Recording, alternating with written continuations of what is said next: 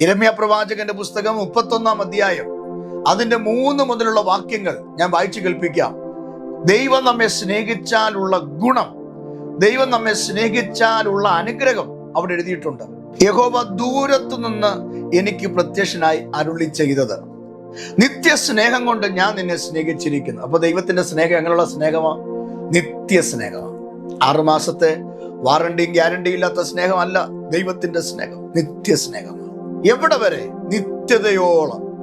അതുകൊണ്ട് ഞാൻ നിനക്ക് ദയ ദീർഘമാക്കിയിരിക്കുന്നു. കർത്താവ് പറയുക, ഇന്ന് രാവിലെ എന്നെ കേൾക്കുന്ന പ്രിയപ്പെട്ടോട് പറയാം, ദൈവം ദയ കാണിച്ചില്ലെങ്കിൽ നമ്മുടെ ജീവിതം വട്ടപൂജ്യമാ, അമ്പേ പരാജയമാ. എന്നാൽ ദൈവം നമ്മോട് ദയ കാണിച്ചാൽ അത് ദീർഘമാ, അതിനെ തടയാൻ ആർക്കും കഴിയില്ല. നിന്റെ കുഞ്ഞുങ്ങളോട് ദയ കാണിക്കും ഇന്ന് രാവിലെ. നിന്റെ ഭർത്താവിനോട് ദൈവം ദയ കാണിക്കും ഇന്ന് രാവിലെ. നിന്റെ വീടിനോട് ദൈവം ദയ കാണിക്കും. നിന്റെ ബിസിനസ്സിനോട് ദൈവം ദയ കാണിക്കും. നിന്റെ മുടങ്ങിപ്പോയ ആ ഭാവി മണ്ഡലത്തോട് ദൈവം ദയ കാണിക്കും. നിന്റെ കൊച്ചിന്റെ കല്യാണം നടക്കുന്നില്ലേ? നിനക്കൊരു തലമുറ ഉണ്ടാകുന്നില്ലേ? ദീർഘമായ ദയ കാണിച്ച് നിത്യസ്നേഹത്താൽ നിന്നെ അനുഗ്രഹിക്കാൻ എൻ്റെ കർത്താവ് ഉണ്ടെന്ന് ഞാൻ യിരെമ്യാ പ്രവാചകന്റെ പുസ്തകത്തിൽ 31-ാമത്തെ അധ്യായത്തിൽ അതിന്റെ 3-ാമത്തെ വാക്യം അടിസ്ഥാനപ്പെടുത്തി പറയുകയാണ്.